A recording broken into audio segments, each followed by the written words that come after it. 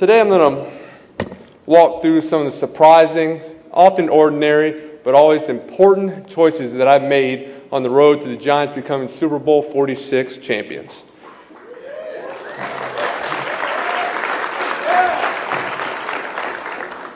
I learned some things last year during our Super Bowl run about leadership and how coaching, trust, and patience all played an important role in it.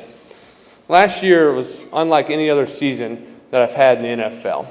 Because of the lockout that occurred during the offseason, I was not allowed to work out or train with any of my teammates and also could not meet or have any contact with any of my coaches during the offseason. After a few weeks of sitting around and working out on my own, I started to think about this, and I said, if I can gather up some of my players and have workouts and train and practice and get these young guys caught up to speed and make them better players, it'll be a huge advantage for the Giants going into the offseason. And unlike regular offseason where you're limited, the coach Coughlin might say, all right, I only want 45 minutes on the field that you can work with me. They got to lift weights. I want them out of here early. And this, I could work them as long as I wanted to. And so we'd sit there for 2 hours, and I'd just keep repping things until they started to understand it, until they gathered our offense and what we need to do to become better.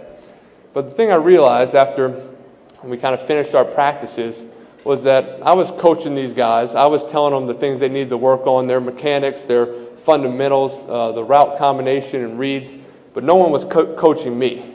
No one was looking at me, and that's something I've learned over the years, is that everybody needs a coach. It doesn't matter how successful you are, how smart you are, how experienced you are. You need someone coaching you. You need someone from the outside looking in, telling you what you need to do better and what improvements you can make and where you can grow as a player and as a person. I decided to turn what could have been a disadvantage into an advantage and make the off-season work for me, not against me.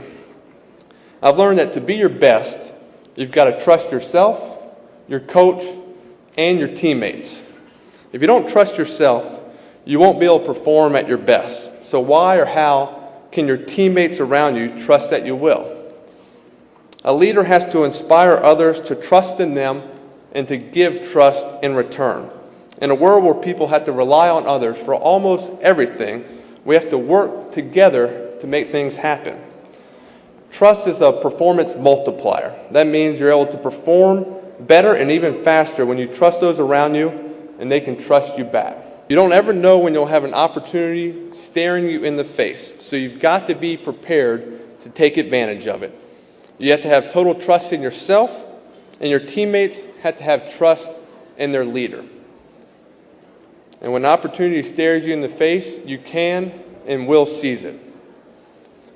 The week of the Super Bowl, we couldn't fall into the trap of looking ahead, of thinking about the celebration at the end of the game, of holding up that trophy, the Vince Lombardi trophy, and giving it the winner's kiss, or what the after party would look like. For a little bit, I fell into that trap. But I pulled myself back. I went to my teammates and told them that all we have to do is focus on doing our job. Don't think about anything after the game. The week of the Super Bowl, don't worry about the celebrations. Don't worry about the parties in Indianapolis. I promise you the greatest party we'll have is that week after the Super Bowl. Let's work and focus on our job and what we have to do. I had to work on my decision making, what I was going to do versus certain blitzes. What were my checks? Receivers had to know what their routes were. What were the sights and hots and adjustments versus blitzes that week? If we did our job well and we prepared, we would win. We were physically prepared. The rest was the mental preparation and patience. We prepared, we trusted each other, and we won. In our previous 2 years, we struggled down the stretch of the season and we missed the playoffs. And a lot of people thought that the same thing would happen this year. We got off to a great start and we were 6-2, but then went to the tough part of our schedule and we lost 4 straight games in a row.